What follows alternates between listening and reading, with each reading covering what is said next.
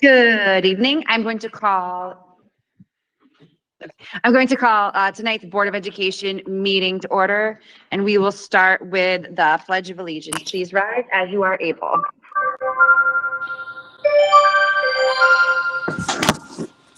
So that looks like someone's needed.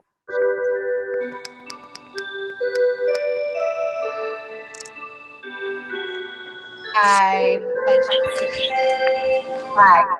the United States of America and to the republic for which it stands, one nation, under God, indivisible, with liberty and justice for all.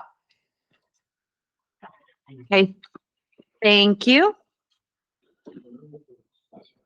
We will now be doing our roll call for this evening. Here. Danielle Drove. Here. Here.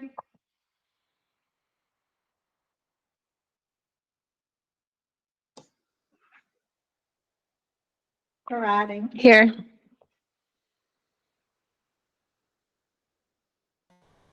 Here.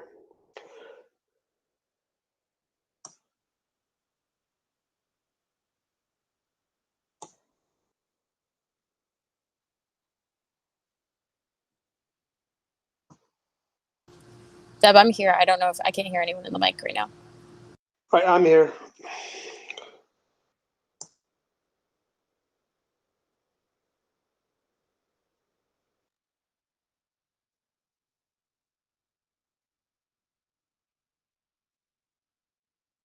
Twice. Okay, thank you. Moving on to item B, presentations of award and proclamations. Our first presentation is going to be a resolution honoring our school bus drivers. Very good. Would you like to read it? Sure, yeah. And we have several school bus drivers both here and in person. So I will read this, and then if you would like to come up, we can take a picture and celebrate how wonderful you all are. So after the reading, we'll have you come up for that. Thank you so much. Of course. Resolution honoring Newington school bus drivers, October 11th, 2023. Whereas Wednesday, October 11th, 2023 has been proclaimed as Newington School Bus Drivers Day. And whereas the Newington school bus drivers have shown dedication and conscientious performance when driving students to and from and to special activities. And whereas the Newington school bus drivers have outstanding driving safety records, and whereas the Newington school bus drivers maintain a close working relationship with school staff and parents, and whereas the Newington school bus drivers actively participate in community affairs and show a willingness to go above and beyond the workday. Therefore, we do hereby proclaim Wednesday, October 11th, 2023 as Newington School Bus Drivers Day. Be it resolved that we urge all the citizens of our community to join with us in actively expressing our gratitude to Newington school bus drivers on this very special day. Be it further resolved that the Secretary of the Newington Board of Education is directed to spread this resolution upon the minutes of this meeting and to provide a suitable copy for presentation.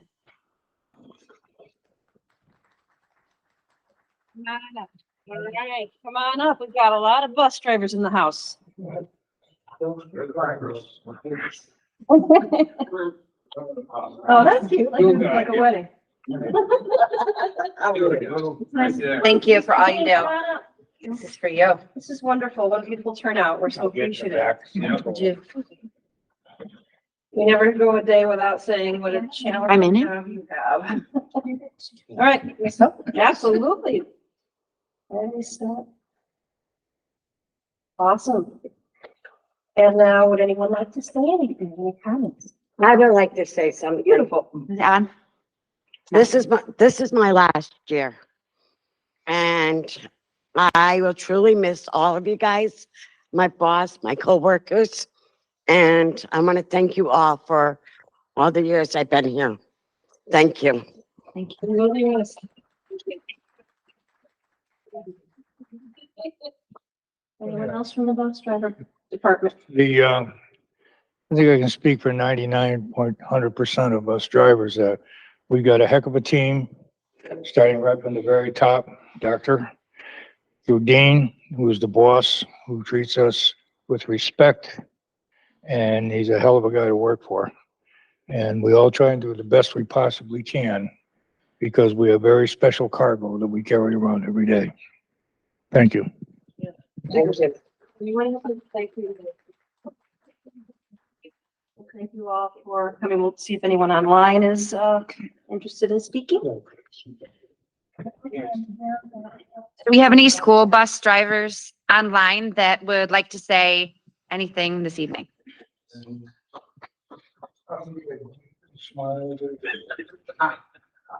Okay, not seeing any, I will just quickly note, or say, that it is such a privilege to, read that proclamation and thank you for what you do. You are the first face that our children see each morning and the last face they see to end their school day.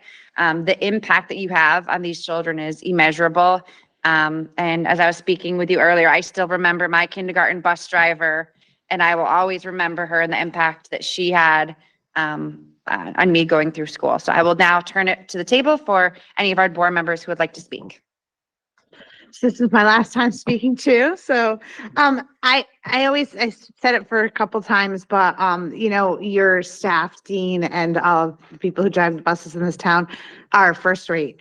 I work with other bus drivers sometimes and they're all sweet and wonderful, but you guys, you truly are like, it's Newington, right? So you show pride in our town and you show safety for our kids. And one of my favorite stories, I said, I don't see him here tonight, but there was a bus driver who was driving the baseball team and noticed that he recognized my son and he got out of the bus to watch him play baseball because he was so excited to see him like grown up. And I was like, do I know you? And he was like, yeah. And he told me who he was. I'm like, oh my God, like he remembered my kid way more than I remembered him. And that's just who you guys are. And we are so lucky to have bus drivers who are like connected to our town and not connected to a job, but connected to our town. So thank you for everything that you do.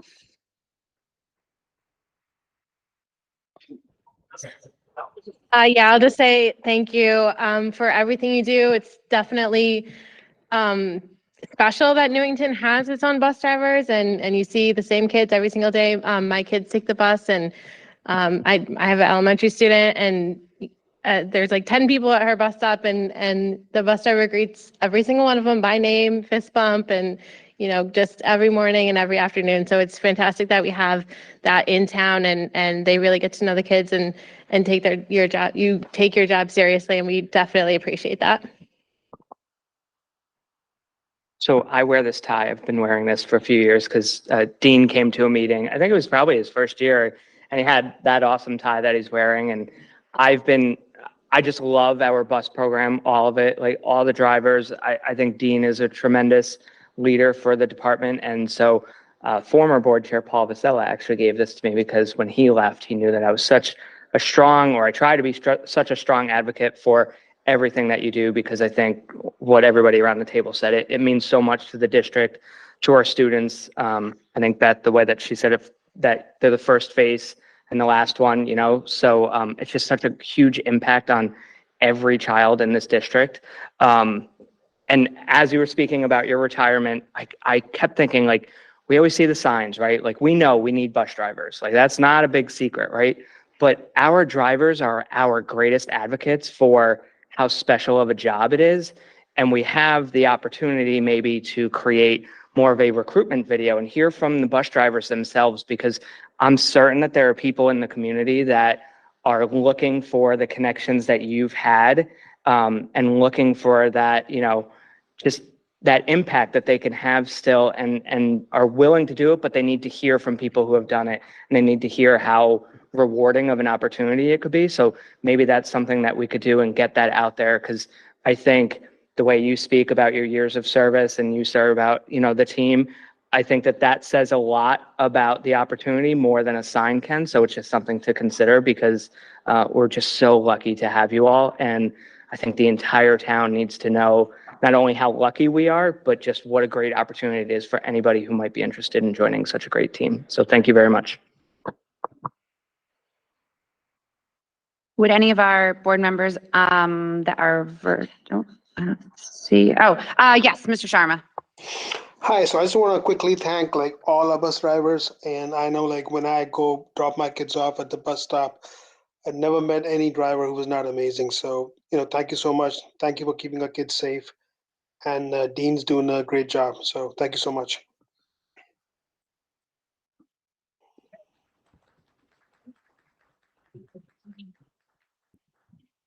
Thank you all. We would now like to go on to our presentation of our Everyday Hero Award. Yes.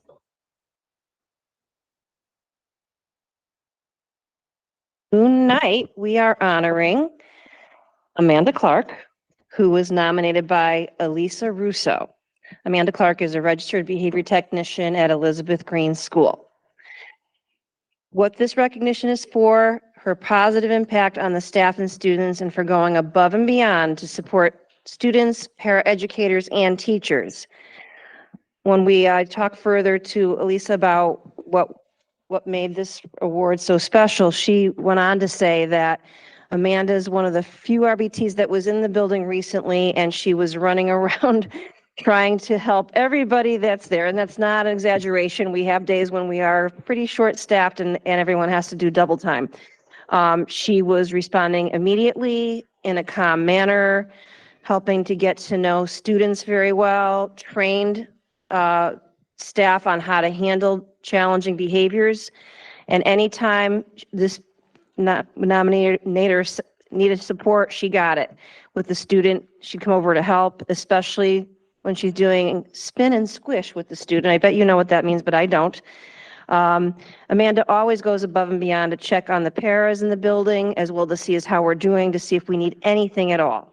I really do appreciate everything she does, even in the few weeks that this person has been working at Elizabeth Green. So with that, we are very proud to present you as our everyday hero. Come on up.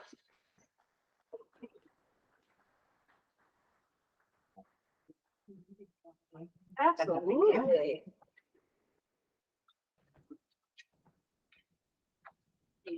Congratulations. And then I would get a picture on my phone too. And we'll see. Yeah, you're supposed to get back in. Yeah, you're in both pictures. There we go. Little Vanna White action there. Excellent. All right. Sure. Yeah. Short and simple, thank you. Running around is not an understatement. That's why I'm in my sneakers. Some days are really tiring, and I think that this really helps keep you motivated and knowing that everything you do for your paras and staff is worth it. So thank you. Thanks for all you do.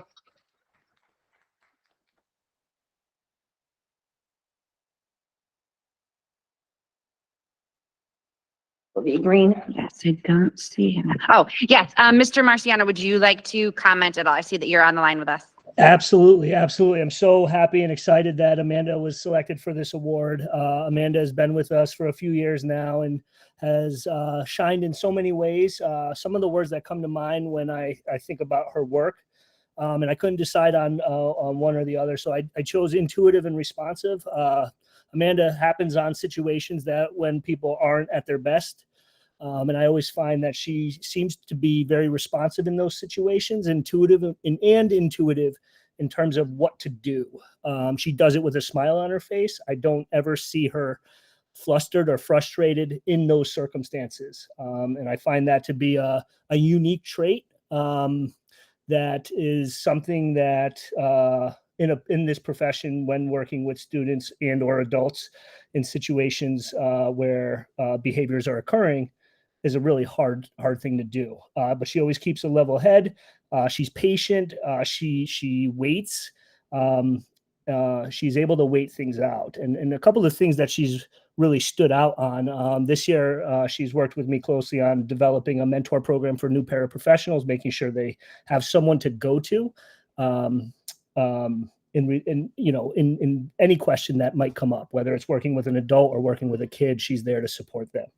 The other thing I would add is her work with a student last year, her just creativity and responsiveness to his needs, allowed that student to go from a really structured behavior plan to a less supported plan. In the education world, we call it a tier 3 to a tier 2, which is something it's really something we look to do when students are showing such great progress. And I think a great part of his progress is attributed to her work. And last but not least, she comes to work every single day. She has probably one of the best attendance rates of the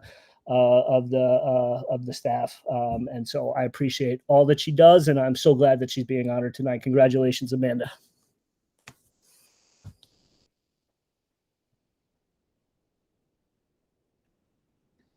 Thank you. I'll open it up to any board comments.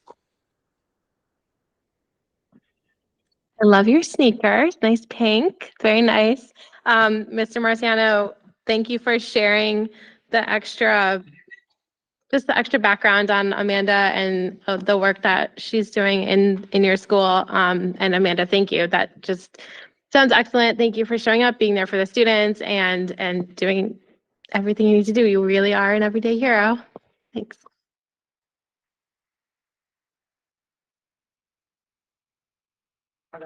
This is always weird because I have to turn around like all the way.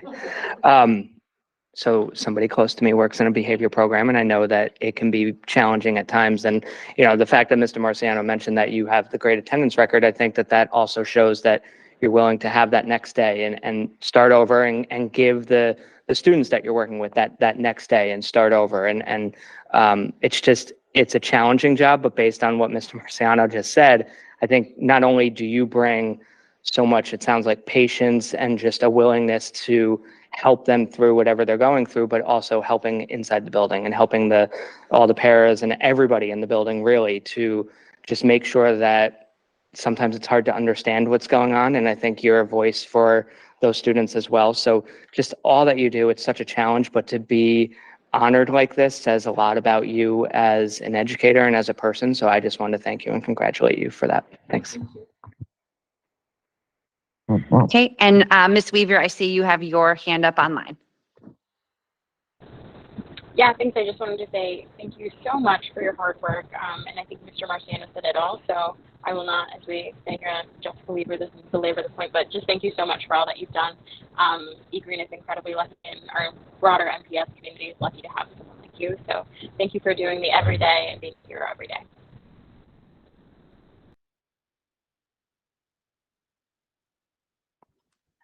I know your job is not easy, so thank you for going every day. I know sometimes that's not always the easiest thing, and I want to know what your squish and whatever is, because that sounds really interesting. And you can tell you really love your job because you have a smile on your face, so thank you. That's what the kids need, so you are definitely a hero every day. It's an OT tool. What is it?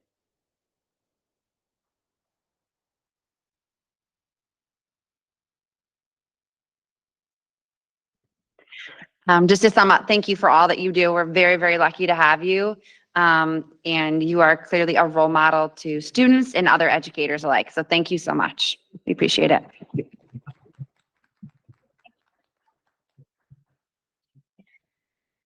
Okay, we are now moving on to our public presentation. Members of the public may either come to the end of the table or raise their hand online. We ask that you speak within the 3-minute time limit. We are not always able to respond during the meeting. However, someone will be reaching out to you afterwards. And thank you for coming forward. And please state your name and address for our records. You don't need the street, just number. You do need the street, you don't need the number. Okay, that's okay. I'm Stuart Calais. I live at 641 Willard Avenue. I abut the Newington High School. I'm the lucky guy who owns the other 2 houses there as well, and have been maintaining them over the years, quarter of my life. So I've invested my time as a doctor for 15, 17 years here in town. I keep maintaining these houses so that when your parents drive by to the high school, they have something pleasant to look at. But, and your work here is very important in town, and I respect that. But I have written letters to Maureen here over the years, and I found that it takes about 2.5 years to get results. So I've written letters, but it kind of fell on deaf ears. So I politely ask that you sit among yourselves and other town leaders here to work on three issues. I broke it down to three issues. Tonight's issue is a break or an alteration in the fence of the cemetery. So I'm focusing on the cemetery today. In 2 weeks, I'm going to focus on just the parent pickup and drop off and the traffic around the high school. But really, you have to examine all of your schools and the traffic pattern and how they affect parents and residents of the town, because you're in residential neighborhoods largely. And thirdly, the next week would be just dealing with the trash collection in the morning.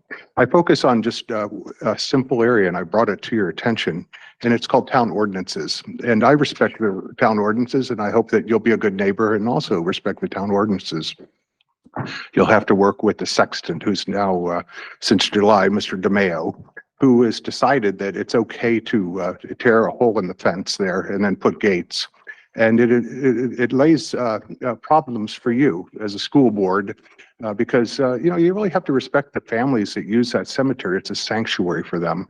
And I invite you in this pretty autumn week to go there and look at the people who come there to mourn and reflect, right? Because they were residents and their families, they come back. And I have the pleasure of sort of being a guardian of the cemetery since I live and take care of those properties. And it's a big job and I enjoy it. But I hope that, tonight you'll start to think about boundaries, right? The school boundaries, really do end at the fence of the cemetery.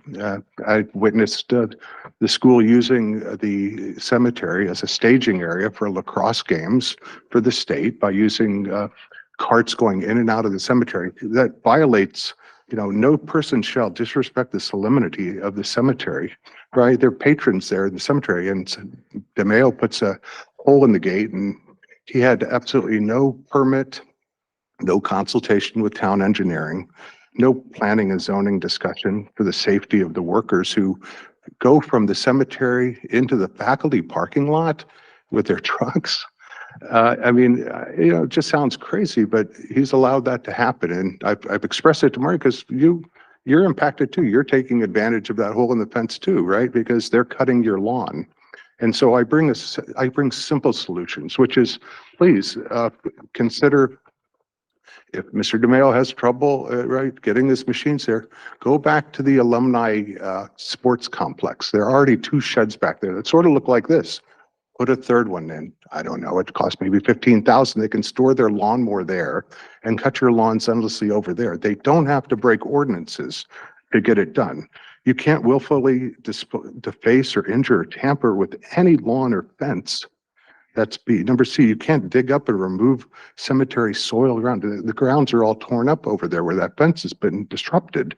You can't willfully or otherwise disturb the lawn areas in any way. And you can only enter the grounds of the cemetery through established and designated entrances. That's on 679 Willard and on a little back road off of Cedar. That's it. You can't create new rights of way. So tonight, I implore you, Maureen, and your staff, I don't need to hear any answers because it's going to take months and you've got to do your budgets, and that's why you're up late at night here because issues are important, right? I just bring up, I'm standing up for really the families that use that cemetery, and I'm standing up for myself because I really want to see that as just a cemetery. I don't like to see people violating town ordinances. It's just as true. And the town leaders, they work in mysterious ways, and I've tried to talk to the new town manager. And, we don't want to end up in court, but, I have already about 50 or 60 families who have asked to, if I have a stack of letters and pictures to you. And if this meeting doesn't help prompt you to talk to DeMeo and get a shed for him back there on your property, I don't know the politics of it, but try to make that happen, close the fence and end this issue. In 2 weeks, I have another issue, and then after that, one more issue. I don't really want to be in your hair, but I'm speaking up for the people who live, in these houses. And in the coming weeks, there'll be other people coming from other parts of town to tell you about what it's like about traffic, for example. You have a wonderful job that you're doing inside your schools, but you must respect, what is happening around you as well. And so I come to you as a peacemaker here to be a good neighbor and see if maybe I could convince you to change Mr. DeMayo's image of this fence and how things actually can work instead of always being some sort of difficulty, right? I mean, when he came, the first thing he did was he just took up everybody's possessions and threw them behind the shed there in the Parks and Rec area. You guys probably remember that. I don't know. I remember it because I walked over there and I saw some people crying, picking up their little statuaries. And, maybe he was new, but it's been a repeated pattern of using that cemetery to his benefit, but not to anyone else's, right? And so you guys are benefiting from his actions. So please talk some sense into him. Show him these resolutions. Just let him read them word for word. Thank you. If you do the right thing, there'll never be any problem. So this town, just follow the rules. I follow the rules. Can you guys follow the rules? I mean, be a good neighbor. Be a good neighbor. All right, thank you. And it's this pleasure to see all these faces online and whoever's watching NCTV. I'm in it for the long run. So, I'm here to, help keep things going positively. So Thank you. thanks again, Maureen and staff. Okay. Thank you And- so and the much. young kids here. Look at that. Okay. Thank you. Bye-bye. Okay, online, just reading by on the screen, MM Salemi. I apologize if I'm not saying your name correctly, but I see that name first as our public participation. When you're ready, if you can begin speaking and just tell us your name and your street. Thank you. Hi, I'm Mary Salemi. I live on Brace Road. I've got 2 kids in the schools, one at E Green and one at Kellogg. I recently had been talking with Danielle Singleton, I believe. Singleton? Am I getting her last name right? Yes, Danielle Singleton, about the lack of paraprofessionals. I'm pretty sure it's an issue district-wide. But my son is being directly impacted by this. And the answers I'm getting are general, just, there's a shortage, it's an issue all over the place, and just doing a quick perusal online of towns in our DRG. Specifically, I looked at Weathersfield, Rocky Hill, Berlin, Southington, Wallingford. I looked at surrounding towns, and they are looking for paraprofessionals as well, but they're also offering a higher pay rate. They're offering health insurance. They're offering, paid time off and things like that. So and again, don't need an answer right this second, but what are we doing to try and entice people to want to apply to Newington, to work in Newington, to be with our kids? Because a lot of kids are suffering without these, and you talked about it when you awarded Miss Clark, hi Miss Clark, her Everyday Hero Award. These paraprofessionals are integral to our children's education, and our teachers can't teach without these paraprofessionals, and some of our kids can't learn without them. So just wanting to bring that maybe to the forefront a little bit, see what our town is doing to make ourselves more competitive with the towns in our DRG. And see what we can do to get to hire more people and entice candidates. So thank you. Thank you so much. We appreciate your input. Appreciate it. Next I see, and again, I apologize if I'm saying your name incorrectly. Is it Vignette? It's Vinette. Vinette, go ahead, Vinette. Hi, everyone. Good evening. My name is Vinette, and I live on Cedar Street. And recently, this is my first time ever joining one of these meetings. I have found myself in a situation like it tends to happen when something doesn't really impact you. You don't really tend to look at it. So I have my nephew who is here, and just started Martin Kellogg, and I've been trying to get him into the bus transportation. And the guidelines for the elementary school, which should have been where he should have attended, are being followed as middle school guidelines. So now, where he would have qualified for bus transportation at 9 years old, he's expected to walk 28 minutes to school. So I have two questions for the board, which can be answered at any moment, I assume.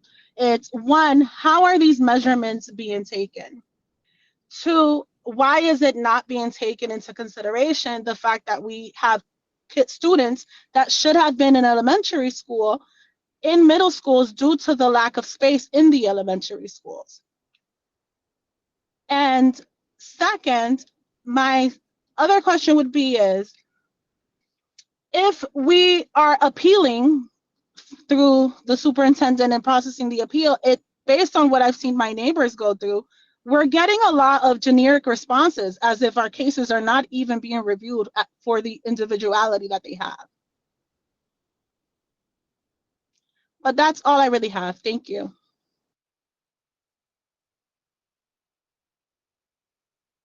Oops, my microphone wasn't on. I'm so sorry. Thank you so much. We appreciate you coming forward, and we will be following up. Is there anyone else from the public that would like to speak this evening?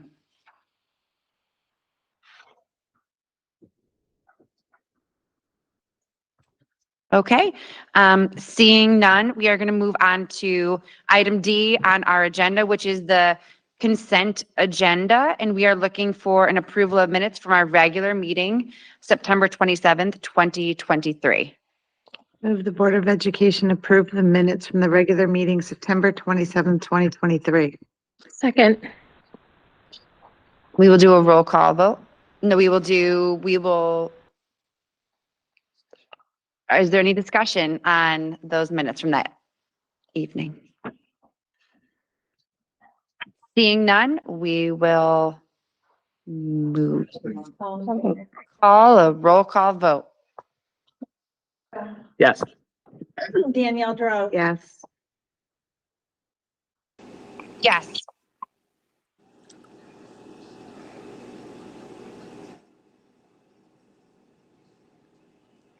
Hello?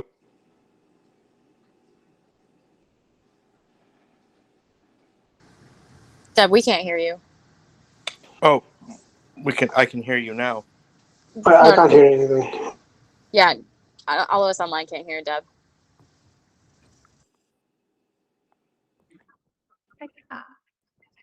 You are. Do you approve the minutes of the regular meeting on September 27th?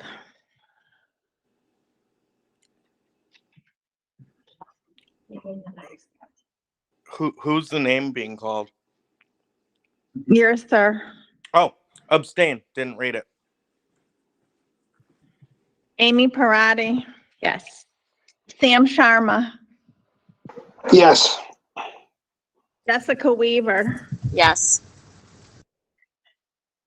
Anastasia Yap.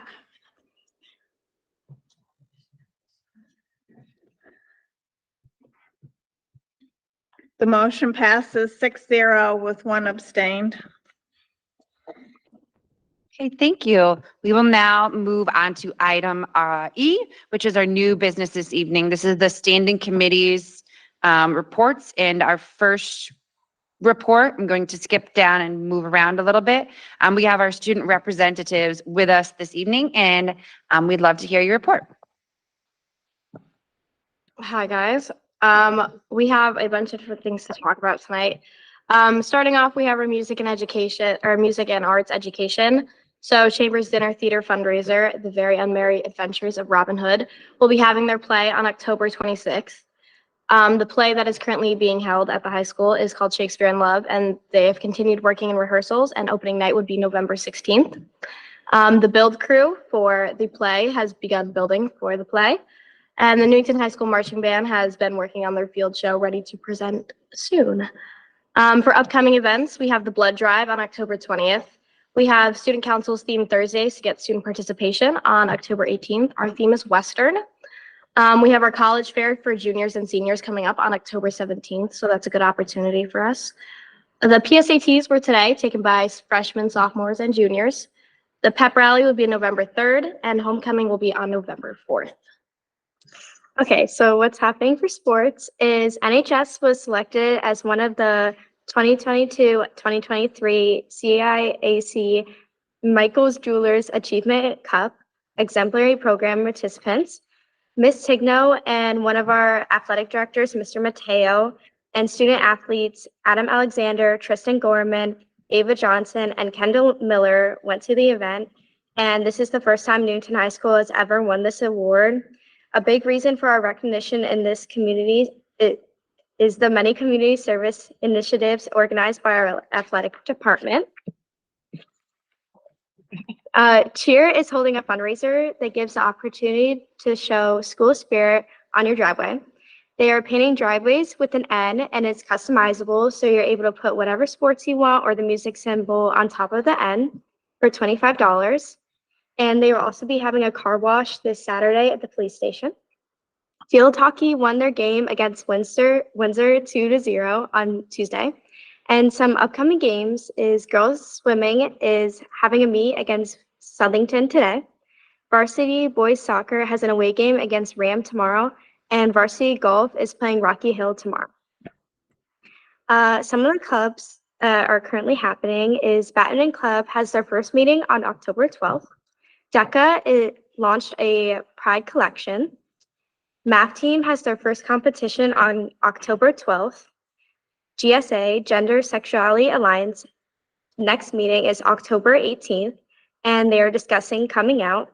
And they're currently working on ideas for changes to better support the LGBTQ+ community in Newington High School. And finally, Student Council is working on homecoming. So to decide the theme for homecoming, they had a vote by the student body last week, and the theme is Let's Glow Crazy.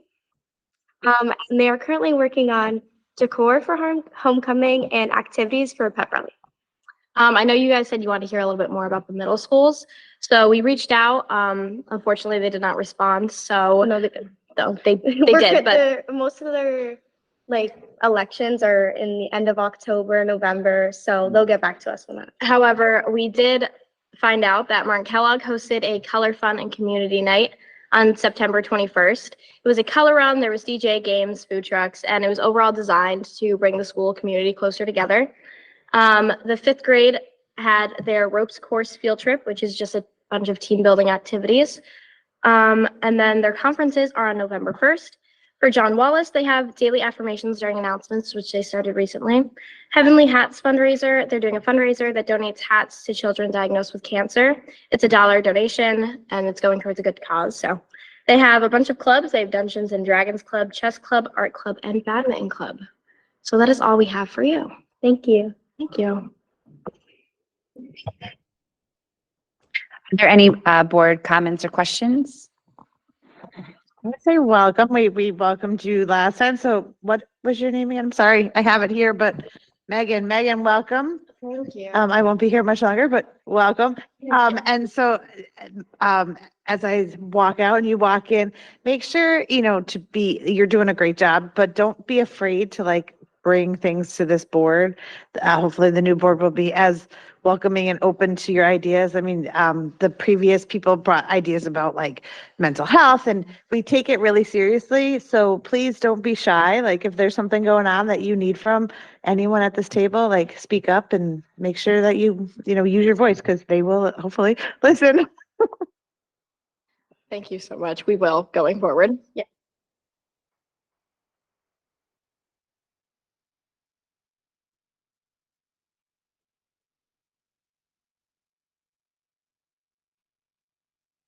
Ms. Weaver.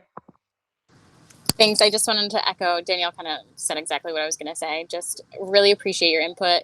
Oh my gosh, I see the smirk. But welcome, Megan, and really just excited for you all to give your opinions and your thoughts. I think the student perspective is really invaluable. It's why we moved the students up to the table at the actual table instead of sitting in a sad corner like it was when I was a student. So please give us all your thoughts and opinions, and thank you so much for updating us on everything that's going on. It's not only helpful for us, but to the community members that are listening. It helps everyone kind of get more informed, and the student perspective is just invaluable. So thank you also for volunteering your time to do this. We know Wednesday nights are just not as fun without Board of Ed. Mr. Leverrier. Hey, I just want to echo again, there's not a lot of things that everybody at this table agrees with, but bringing your concerns and bringing real issues that affect the students, we really do want to see that, and we hope that the next board, will really listen to what you have to say. Thanks so much.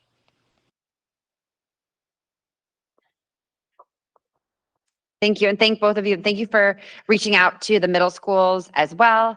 I really think that helps to kind of bring it all together full circle, because they are kind of walking your footsteps and kind of forging a path of their own. And just to echo what Danielle said, please bring ideas and suggestions. I know there was suggestions last year about something with the parking lot, remember, with parking spots, and your those whose footsteps you are, or seats you're in, brought us great data about mental health at the high school. And it really helped us to kind of look at what we were doing and prioritize mental health for students and making sure that you're all getting what you need. So thank you for being here, and thank you for sitting in the chairs that you sit in. Your role is so appreciated and so important to us.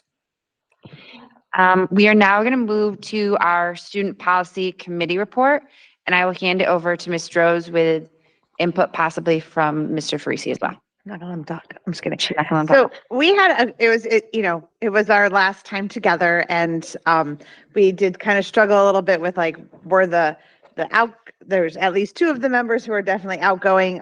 But one of the things, before I turn it over to Steve, that we had a very rich conversation about our busing policy. And I know that Dean's sitting down there and he's getting us some data. And then today we had people from the public come and talk about it. So we looked at the policy. It's pretty clear about, how it's written. And so I suggest that we really look at it, make sure that we're following it. There's a lot of conversation, or a lot of wording in there about commercial lots and what happens if the appeal doesn't go through. So I hope that the next board doesn't just it's an important issue. And I just want to make sure, one of the moms had brought up, we had several moms come and speak with us about concerns that, as a parent, are legitimate. And so I just want to make sure that the public knows that even though two of us are 1 foot out the door, almost 2 feet, we still have our toes in, we are hearing you and we are working on it, and we do hear you. So the next thing that we did talk about I'm not quite as passionate about, so I'm going to turn that over to you, Mr. Farisi. Well, I appreciate that you observed my passion around this policy, but no, we did. So just before we get to that, I would share, we did have an opportunity also to continue the conversations that were brought forward to us that evening with Mr. Barnes and Dr. Brummett.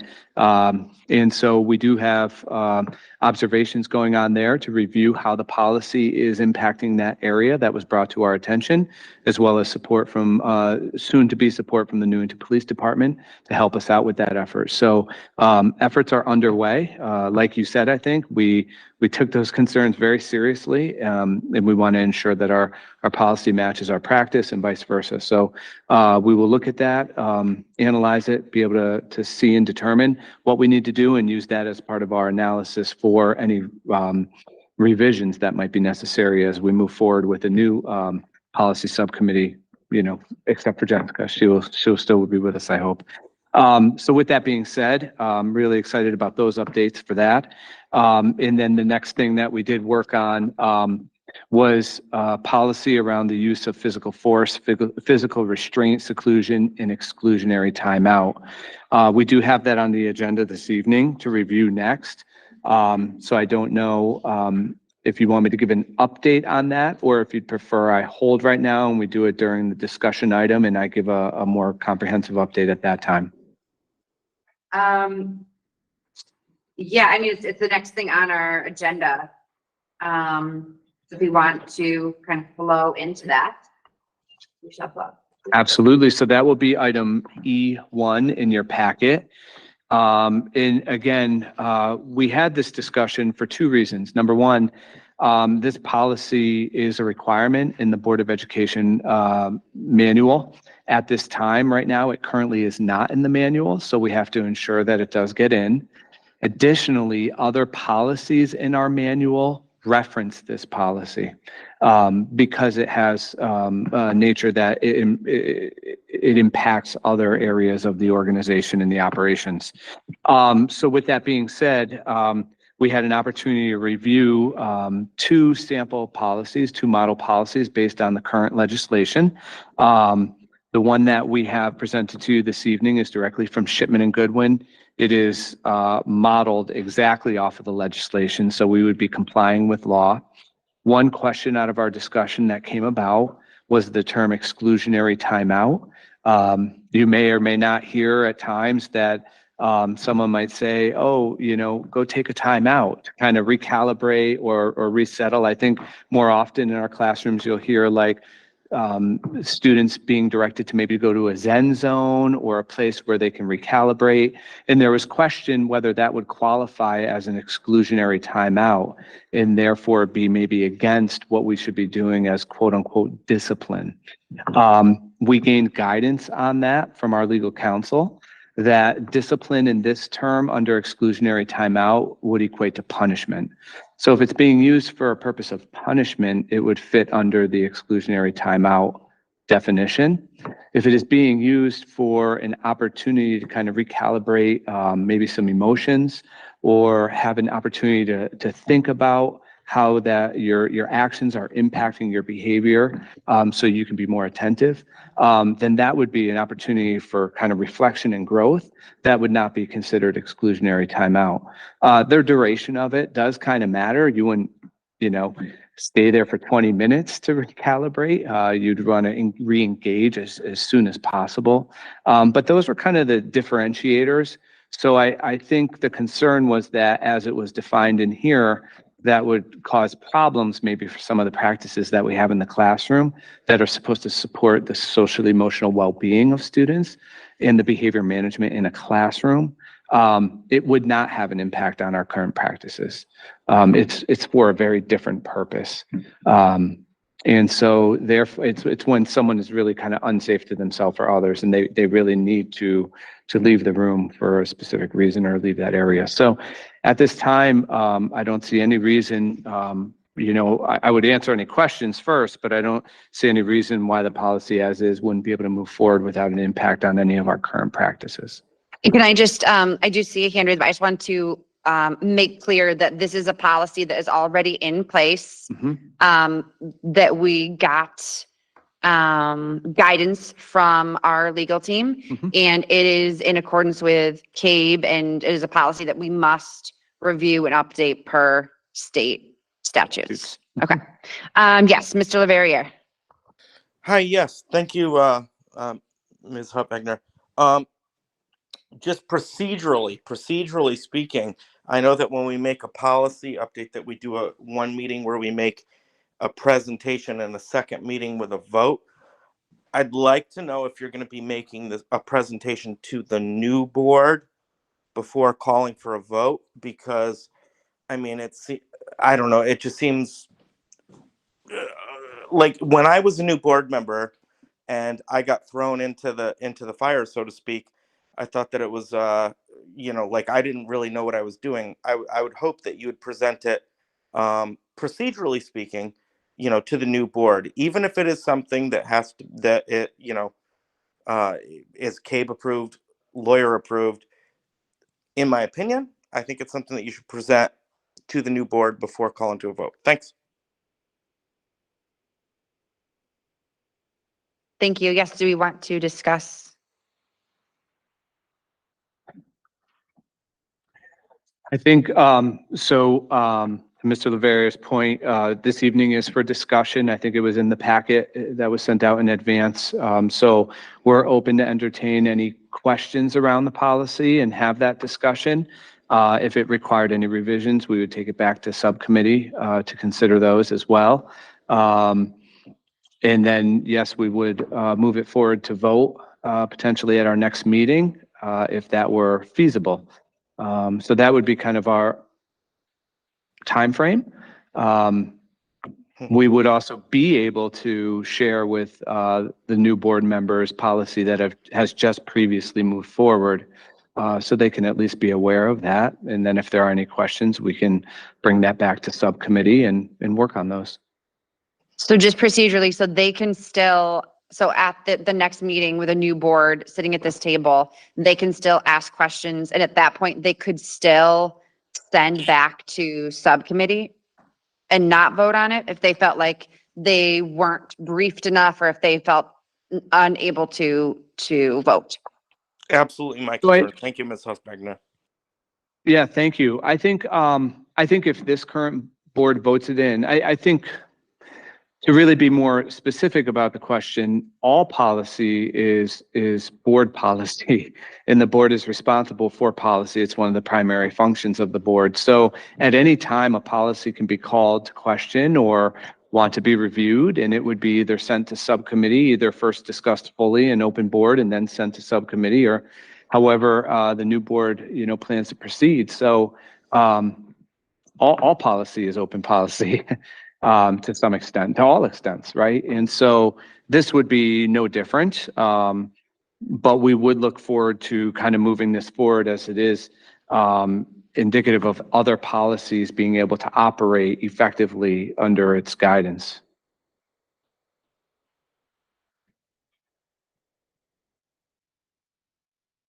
Just a point of clarification. So the next regular board meeting would be with the new board. So inevitably, they would have to take this up in discussion. And I would say we could make a determination tonight that at the next level would be another discussion night or still have possible action. And that way, if the board, to the points being made by several board members tonight, felt unprepared, they could have more time. I also will be doing a workshop with the new board prior to their first regular board meeting where this policy a briefing could be provided. So I think we would make sure they felt well informed, especially if it's their very first policy as a brand new board. So I do appreciate the points being raised, but I kind of wanted to put it out there. There'll be opportunities for education of the board. Thank you. I think that's very proactive and makes sense. Is there or do we have further discussion on this policy? And again, we're not voting anything tonight. We're just discussing and putting our questions or our comments out there. Patty. Thank you. Is there a time frame in which this would need to be voted in? I know sometimes there's constraints and according to state laws. I think in accordance with what Dr. Brummett just explained, we would be in fine and fair compliance to what we need to do to get this policy into the board policy manual. I do know that it is pending in a memorandum, but I think even in the memorandum, it says pending the approval of this policy. So I think we will be in good standing. Thank you. I'm seeing no other questions or comments being raised.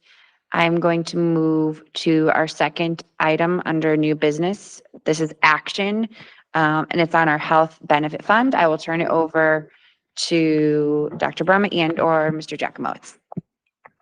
Good evening, everyone. The health benefit fund performance for last year did well, given the changes that were made to take the discounts up front into the cost that we budget for instead of having a huge credit that comes back to us at the end of the year, has developed stability and a lot more calm around the plan. This year, when the calculation was done in the spring for the what the final number might be, it came in at $151,000. And this is the first time in my long memory of being business manager here where it came in less than plus or minus 10% of the original estimate. Usually it's wildly different, $300,000 to $400,000. And, it's not something that you would want to count on based on March assessment. Here, we ended up at 166 compared to 151 estimated. No dramatic shifts or wildly expensive claims that kind of bias the results. And it was a solid year with, appropriate level results. So the typical process at this point is when the board would direct the superintendent to utilize the credit and reduce payments against the health benefits requirement for the rest of the year. The final adjustment of moving money to a different program to address other needs, would happen at a later date when there's, better information available as far as what the priorities are. So this is really step one of a two-step process. And the recommended motion, is recommended to go forward. So, anybody have any questions? Okay, I see Ms. Rose, and then I will go online to Ms. Weaver. All right, so that was a lot of words, Mr. Jackalot. So am I understanding it that basically we're just recommending that it reduce what the board pays towards into our health insurance? Correct. That's what we would have to do. There's no authority for us to change the required contribution unless you take this action. So right now we pay $1 million, and so it's just going into that fund, and then later on, if we don't need it, we can allocate it. And not we, because it wouldn't be. No, me, we but- would short pay the fund, the $166,000 right now. So instead of $1 million, we would pay in $834,000. But that other $166,000 is out in like the cloud somewhere? So No, it's in the it's- budget it's somewhere in your that budget. just needs, so when you come and you say, we want to change things up, that's, okay. You'll be able to move Thank it you. later. Thank you, Ms. Weaver. Ms. Rhodes keeps stealing my thunder here. No, I appreciate that. And I think just Lou, just to clarify for the community members, this is something we do on an annual basis. This is kind of, I don't want to say just routine or formality, but it is something we do routine everywhere. Correct?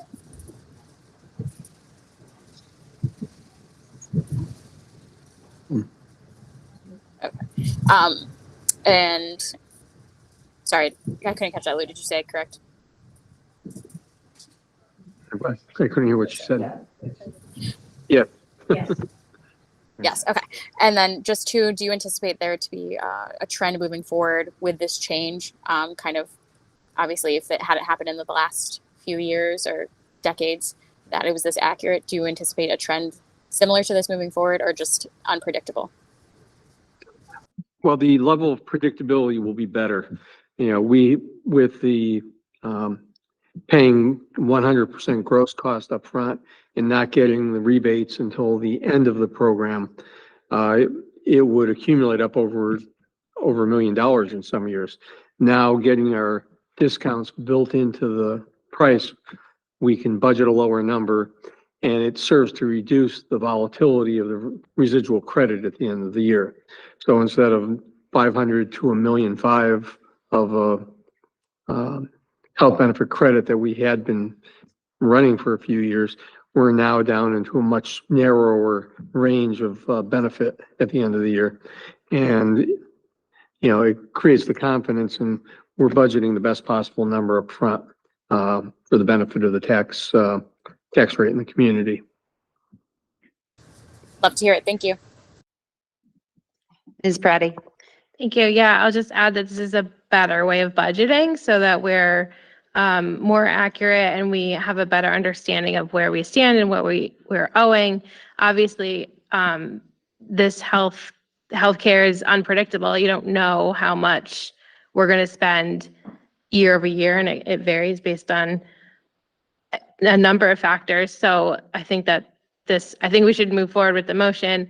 And I think that the way that we're budgeting is more transparent. It's not leaving it up to chance that we're going to have this extra credit. And I know in the past, before my time, there's, that leftover credit money was used to buy buses or buy whatever, or I don't think people fully understood what that money was used for. But in this case, it's very clear that we're budgeting what we are anticipating for healthcare costs, knowing that it's volatile, but overall, it's more transparent. So. Thank you. Any other? Okay. So I believe we are moving this to a vote. We have to make a motion. We need to. Move the I'm Board getting of, move the Board of Education direct the superintendent of schools to inform the town that the health benefit credit in the amount of $166,370 will be utilized to reduce required contributions for the health benefits for the 2023-2024 fiscal year. No action regarding this reallocation of funds from the employee benefits account 2950 is authorized at this time. Second. Is there any discussion on this?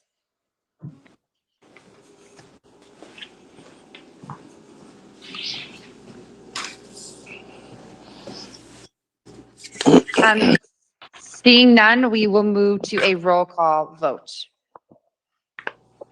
Michael Branda, Yes. Danielle Droz, Yes. Beth Mankey Hupwagner, Yes. Richard LaVerriere, Yes. Amy Parati, Yes. Sam Sharma, Yes. Jessica Weaver. Yes. The motion passes unanimously. 8, okay. 7-0.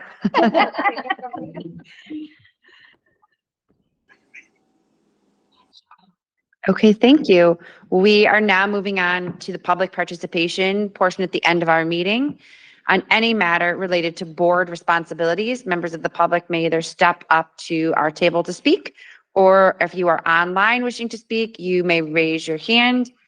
And if you would like to speak, please use the 3-minute time and state your name and street.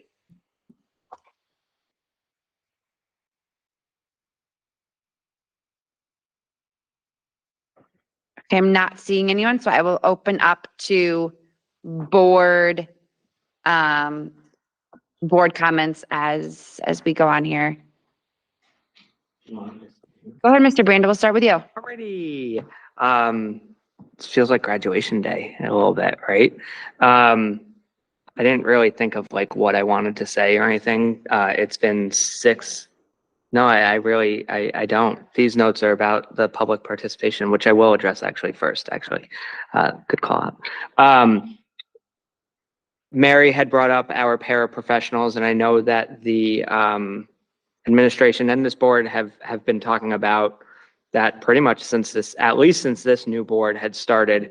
And I know that there were some efforts made to try and do whatever we can and work with that group of educators to try and figure out ways to retain more of our talent and our valued paras. It's very ironic that you spoke, because I literally just asked for the data on why our paras are leaving, and 51% of them cite salary, wage, insurance, and benefits. So the next one, just if anybody cares, was 37% pursuing other careers. So, you know, when you have 51% of our valued staff leaving because they're not able to earn a wage that makes staying here worth it, that's a problem. And that's something that, you know, your student, Mary, deserves the help that they need, and the paras deserve the help and support that they should get from this town. And I think that is a conversation that has to really get started in this town about how we are properly taking care of our educators, not only the paraprofessionals on the salary and benefits, but, you know, I've been saying for a while now, the mental health aspect of it too, because it's not easy out there. It's an easy job to look from afar and say, I could do that, but I don't want to do that. It's not an easy job. And these people, these educators have been a target for several years. And I think that people like you, Mary, and others, I know, Mary, you know a lot of people, you need to, like you did today, speak up and start advocating for them, because what you said is really important, and we need to take a serious look at it. And I want to be clear, it's not a stance by the administration to not support them. It's it's 100% a budget issue, and we have to really figure it out. And that's a really big conversation with the town that has to happen. But I think it has to happen. So if you are listening, please don't stop bringing that up. Please don't stop advocating for them, and tell your friends and keep talking to people. And there are people that are knocking on your doors on both sides of the political aisle right now. Ask them what their stance is. Ask them how they're going to help these paraprofessionals, because helping these paraprofessionals helps the students that require their help. As for the buses, Vanette, that has also been a thing that I've been kind of talking about recently, and I want to give Dean and Dr. Brummett and the policy committee credit, because they took it up, even though it's a short turnaround with the election coming up. The policy committee was willing to hear about it and talk about it and kind of set the stage for what happens after this upcoming election when we have a new board, and start to really talk about it.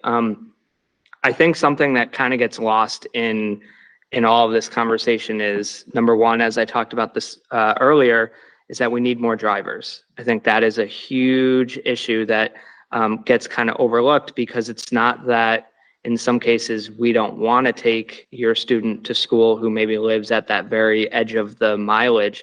It's that we can't, but we could if we had more drivers, because we do have the buses. So similar to what I just said to Mary, please keep advocating. There are parents who I know came to the policy committee. There's parents that are getting revved up about it. I have a 5th grader too, so I get what you're saying. And this town in 2023, and you see all the things that are happening, is going to look a lot different than it did in 2001 when this policy was first. Well, 2001 was first, and then 2013 was the revision. So it looks a lot different. So we have to start adapting to what that walk really looks like. So please keep going. And I do appreciate, and I've said this before, I think that Dean Barnes and his team, they follow the policy, but they didn't create the policy. So they're doing the best they can. And trust me, we heard from bus drivers today, they would love to have more students on that bus. It's just a matter of space and whether or not we have more drivers that can accommodate. Back to graduation really quick. I think, it's been a really interesting 6 years. I feel like I could write a book about like all the things. It's been a lot, but I just want to say really quick specifically to Beth and Danielle, that we talk a lot about how the R and the D shouldn't matter at this table. And sometimes I think we're kind of naive if we think it doesn't. But what I really appreciate about you both in particular is that you come from a place where you're student-minded and educator-minded first.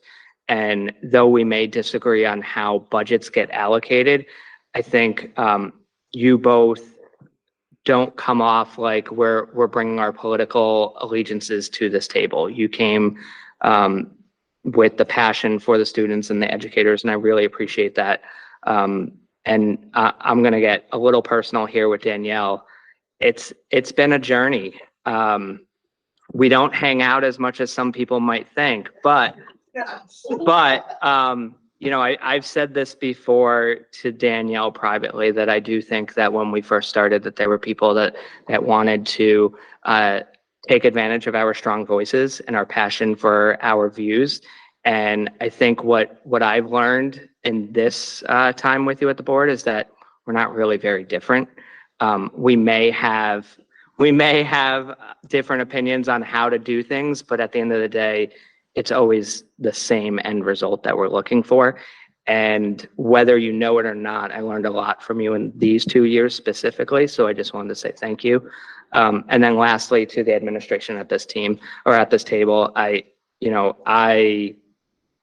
the job that you all do and what people say about you, because they don't understand what you do every single day and the leadership that you put forth, not only for our educators, but for our students and for the parents. I think that you are such a treasure for this town, and it saddens me when people don't realize how lucky we are. But I'm telling you right now, as someone who's seen behind the curtain and all the work that they do, we're lucky to have this administrative team. We're lucky to have Dr. Brummett be the superintendent of our school system. And I hope no matter what the election result is, that everybody understands that if they come to this table and they are, like I said, with Beth and Danielle, they are student-centric, they are educator-centric, and they want to do what's best for the 7 buildings that we have and everybody in them, then that means that you would recognize that Dr. Brummett is the best of the best. And that would mean that if you come to this table with that same mindset,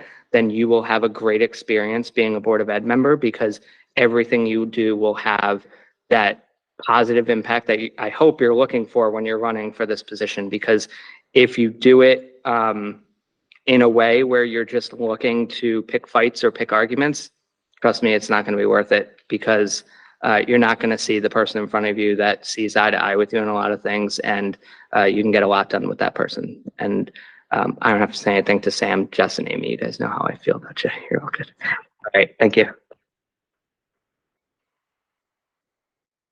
So I was actually telling the Jess, like to Amy that we were gonna get out by 8, but like you just talked. It's like Jess Weaver was at the table.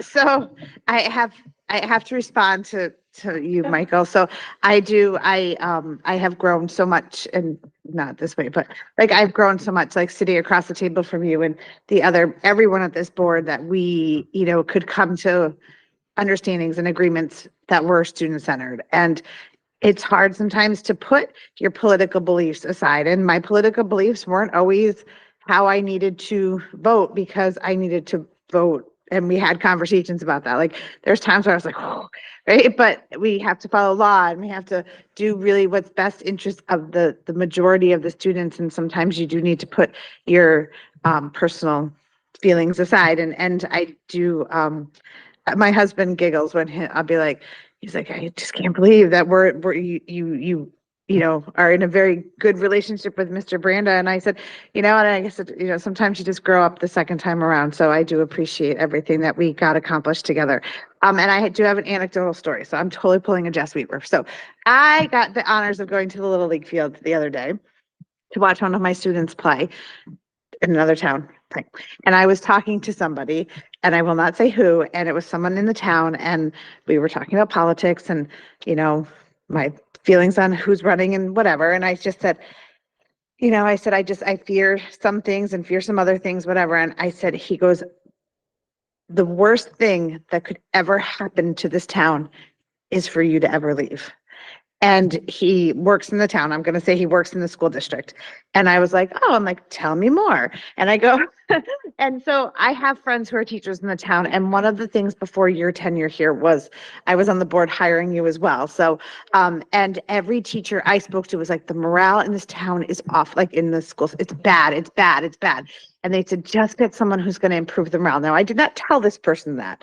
And they said, the morale is so amazing now. And it was like, oh my God, that was my number one goal was, right? You want to build that morale. And it is out there. So I agree with you. Goodness gracious. Like we need to go buy lottery tickets at Powerball, Miss Brenda.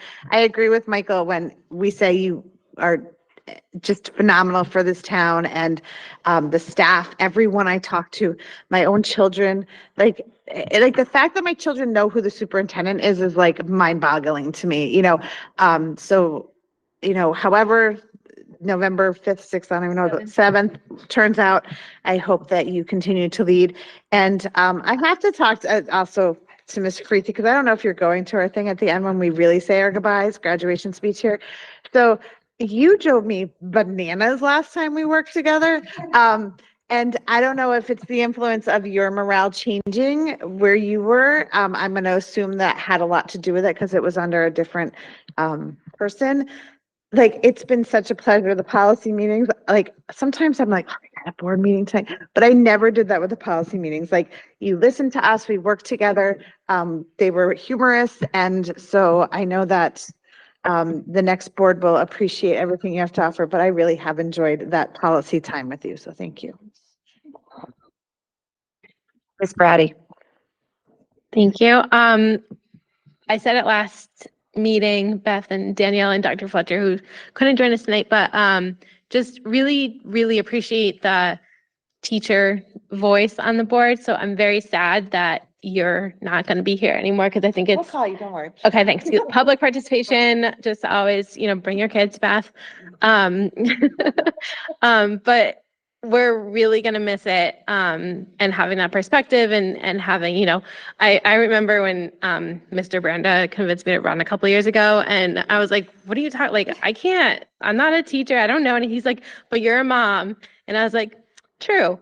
And, but so I definitely hope I'm contributing. No, I am. But you have a different perspective too. And so it's really great to have just all different viewpoints, all different letters next to our name, all different everything. So appreciate the time that you spent at this time, and thank you for taking time away from your families to be here.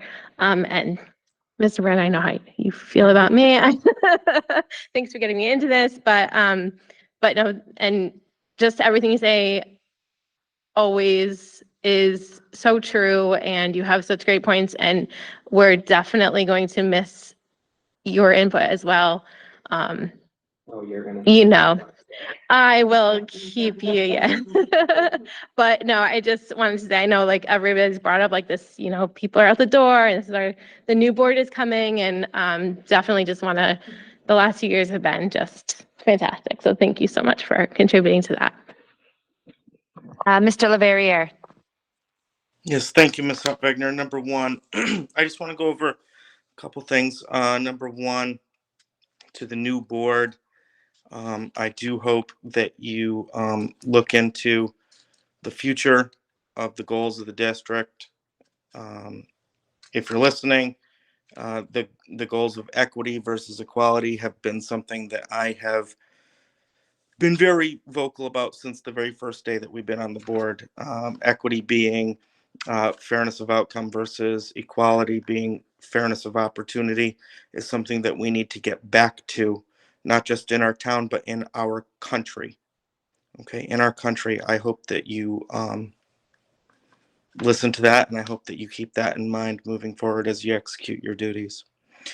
Secondly, I hope to the new board that you balance three things. Number one above all else is the students' needs. Number two, in this exact order, is the taxpayers. And number three is the employees and the staff.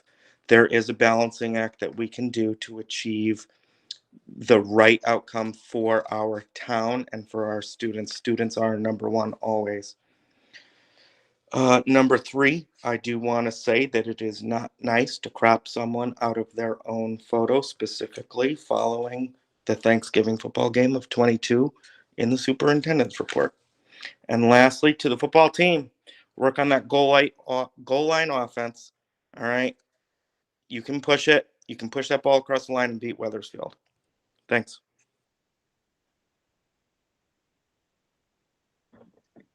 Ms. Weaver. Thank you. Look who's all participating in Love Fest over there. Oh my goodness. I will not Jessica Weaver this. And there's like a harmonica playing in the back here and on this train. And right as Mr. Brandon was speaking, it was like a sad, like very somber tune. He was like talking about leaving. So the ambiance is right for this. But I just want to echo the sentiments. I will not belabor the points because we will be having a dinner to thank you all for your service. Because it truly is a public service, not just saying it as someone who's doing it with you, but thank you for taking the time to do this, and particularly to, as we said, to Beth and Danielle, to Dr. Fletcher as well, but specifically to Beth and Danielle, who are my policy queens. They have literally shaped so much of our new board policy and have been an absolute delight to work with. It has truly been a privilege to work with you. I have so enjoyed our time on policy. You too, Steve. But it's really been such a great experience because I think it's truly what we envision to have civic education and civic involvement. That is government at its finest, at its most local level, and writing these policies has been truly what is the action item we tell kids about, like, hey, get involved with your local, state, federal, get involved in your civics. And this is one of those things where you just see it in action, and it's really just one of the most rewarding things to have as a board member. So thank you both for your contributions, to Dr. Fletcher as well. The teacher perspective is invaluable, as I said, about the student's perspective. We are a community, and a huge part of those stakeholders, our biggest stakeholders within our schools and within our school district, is our students and our teachers. So I want to say thank you so much for not only teaching other students and other then taking your expertise as teachers to our board. We will forever be indebted to what you've done for the past 2 years, for Danielle, your multiple terms, for Beth, your multiple terms, and I just want to thank you. Brenda, you as well, you're not too shabby. But thank you all for what you've done. You all deserve the flowers that you will get, so to speak, at our last functioning. But thank you so much. And as we end our Love Fest, I just want to say a special shout out to Dr. Fletcher, who's not here tonight, but for being a great leader and working incredibly well with across the aisle, across our board and town council. I think it was really reflective of what a true leader is, because he shows that no matter what's letters next to your name, what affiliation you have, whether you're a doctor of philosophy or not, he truly has the wisdom to be able to say, this is what needs to be done. So I think it's just really emblematic of what a leader is. And so thank you for their service. And lastly, Maureen as well, for working with Dr. Fletcher and putting us in a better position than we were 2 years ago. So thank you.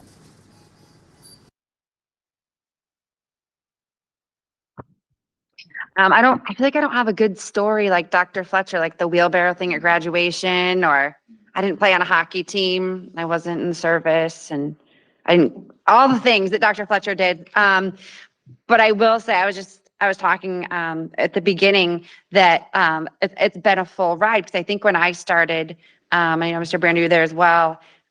We were on the board for a few months, and then there was this talk about, gosh, some people are getting sick with this thing called the coronavirus. Oh gosh. And, I remember being here on a Wednesday night, and that Friday we were closed and didn't open again for the rest of that school year. And we worked together to navigate a new type of education that had never been done before. And it was really remarkable to see Dr. Runt, you and your team just rise to the occasion, teachers driving to students' homes and finding ways to reach every child during that has been amazing. And then so amazing that the next year during budget presentations, I went into labor and had my second son. So the board has really brought me a lot of surprises and exciting moments, and it kind of ended full circle. My apologies, but with my 2 kids here tonight, just to give a little send off, because that is the reason I'm here. Number 1, as a teacher and educator, and number 2, because my favorite job is being a mom, and my boys are everything to me, and I'm so excited that they're going to get to go through Newington Public Schools just like I did, and I know just like you did, and Ms. Weaver and Mr. Barrier and several of us. So it's really come full circle. It has been my pleasure to work with all of you. There are some incredibly smart minds at this table, and we all brought a different perspective. But at the center of that perspective was our love for children and our love for Newington and our desire to give them every opportunity and to open every single door for them. And I hope whoever's sitting here for the next board, no matter what you do and no matter how late it is at night, and budget times are tricky and tough and require a lot, keep the students in your mind and in your heart. Make that your focus. They deserve the best. You are elected not by a party, not by a person. You are elected by the entire town to serve these kids and to do what's in their best interests. And speaking as a teacher, we do this job out of love and passion. And please support those teachers and give them what they need, give them the tools, celebrate them, rise them up. The everyday hero that you started, Dr. Brummett, has been such a beautiful way to get to know the members of our Newington Public Schools community. And I have to say too, sitting here at this table, every presentation that every school has done, I find myself like flipping through my notebook and I almost start lesson planning, because I am inspired and invigorated by what the educators in this town are doing. I talk about it wherever I go. I feel like I'm constantly bragging. Well, wait till you hear what Newington's doing. So thank you for this opportunity to be at this table It is very bittersweet. Though I'm looking forward to spending the time with my two boys and dedicating everything to them. I will miss being here and putting in the hard work, putting in the hours, though they were long. I feel they were really, really important, and they were filled with collaboration and passion. So thank you all, our outgoing members. Good luck in the next part of your life. I hope you continue, though, to somehow be involved. I hope to someday be at that end of the table in a different way or capacity, and still supporting what's being done at this end of the table. So thank you. So though I look forward to the celebration on November 1st, I didn't want the public opportunity to go by without showing my appreciation for our outgoing board members. It is absolutely bittersweet. You should be very proud of yourself. You got a lot done. You know, there's a lot of things that have happened in the last 2 to 4 years or 6 years that you can attribute to your contributions and your dedication. And I absolutely echo what was stated by many board members, that you were kid focused. And that's why different opinions can come together when you've got the same goal in mind. I've got a strong team who I'm indebted to for helping me get the work done as well. And I appreciate the kind remarks from board members. Believe it or not, I just want to make 2 quick remarks about the public participation. We did an audit actually on para utilization because our budget line was quite high this year. And Martin Kellogg was one of the schools that we finished first and did determine that they do need 2 more paras. So that is in the works. There are 1,300 para vacancies in the state of Connecticut. So that is always going to be a challenge. However, you have my commitment that I will reapproach the town again about the notion for para benefits. That is something that we'd have to do collaboratively with the town. And I started that with previous management and then didn't quite go very far, but we're hoping to reapproach under the new leadership. The other mom that was on the line tonight, Miss Vanette, I just received her appeal today, so that we haven't had a chance to review it. And as mentioned by Mr. Freese, we did ask Dean to do even a more in-depth analysis of the bus routes because it is obviously a very pressing matter. So he plans to present to the next policy subcommittee in a few weeks with his findings. So that is definitely ongoing. And with that, I will turn it over to the vice chair. Go for it, Ms. Rose. Motion to adjourn. Second. I got it first. Thank you, everyone. Good evening. Take care, guys.